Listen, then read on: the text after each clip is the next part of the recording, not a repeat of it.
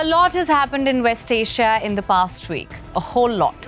From the strikes in Golan Heights that killed 12 children to the strikes that eliminated Hezbollah and Hamas chiefs, Fuad Shukr and Ismail Haniyeh. The stakes are a lot higher. How will the developments of the week impact the regional landscape? Let me untangle this for you.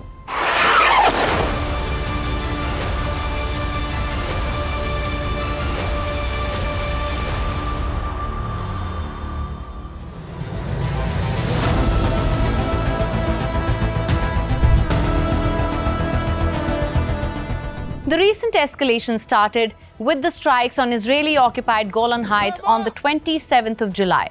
Israel blames Hezbollah for the strikes that killed 12 youths. It vowed a strong response. A strong response manifested in the killing of Hezbollah's top commander Fuad Shukr on Tuesday, who Israel says was the mastermind of the strike on Golan Heights. A big blow for Hezbollah.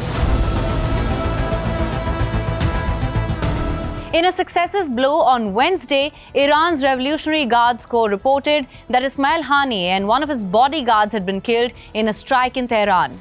One may say a perfectly timed and executed strike in Tehran that Iran and Hamas blame on Israel. First, I would say it's stunning in terms of the execution. I mean, whether Israel would take the responsibility officially or not, it's obvious that it was done directly or indirectly by Israel.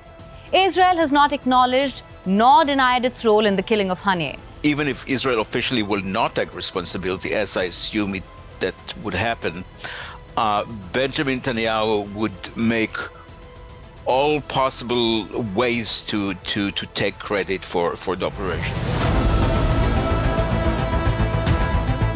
The killing of Ismail Haniyeh in Tehran came as a major blow, not just to Hamas's top leadership, but also for Iran, who experts say failed to protect Haniyeh. Iran is embarrassed. Iran's leaders are embarrassed.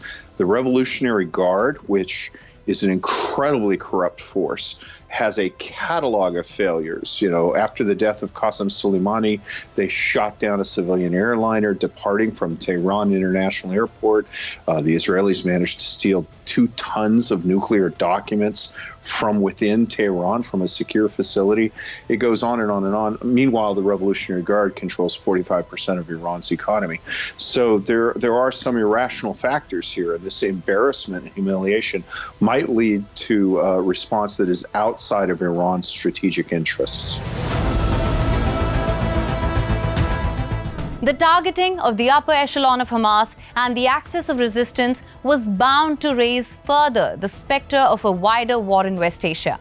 Analysts say the killing of Haniyeh in Tehran may well be an escalation even more dramatic than the killing of Qasem Soleimani in 2020. Maybe even more dramatic than the killing of Soleimani.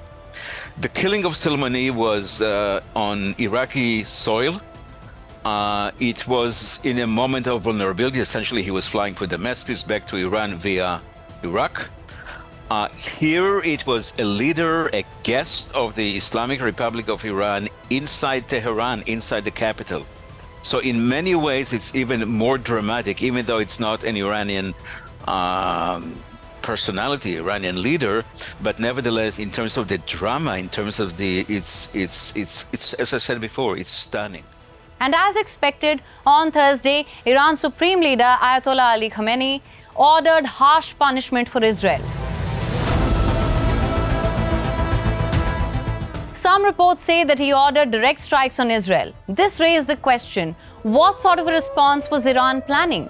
And would it strike Israel directly or once again deploy its proxies in the region? So I think that Iran will continue to operate through its proxies and basically let its Arab subordinates carry the brunt of the fighting and the dying as they've done before. That's a winning formula, and I don't think they're going to deviate from it.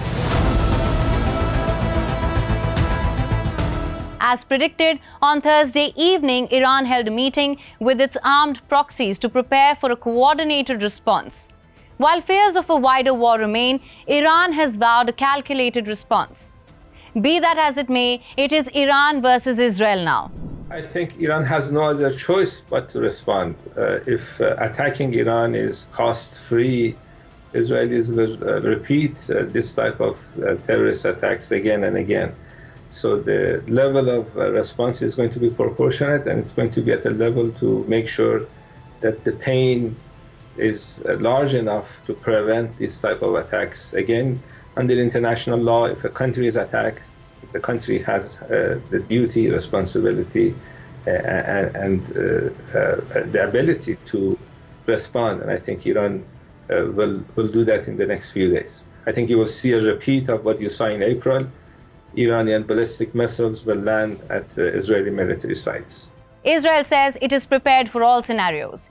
Here's what the numbers tell us. Iran has one of the strongest militaries in West Asia, with 610,000 active soldiers, far outnumbering Israel's 170,000 troops. However, Israel compensates for its smaller numbers with a significant technological edge and a larger defense budget. Israel's advanced air capabilities include American F-16s and F-35 stealth jets, which it has used effectively in operations against militants. Despite Iran's advantage in tank numbers and armored vehicles, Israel's state-of-the-art Merkava tanks and modern military vehicles surpass Iran's older Soviet-era equipment. With Israel and Iran in direct confrontation, tensions in West Asia are likely to flare up even further, something that will also impact the prospects of securing peace in Gaza.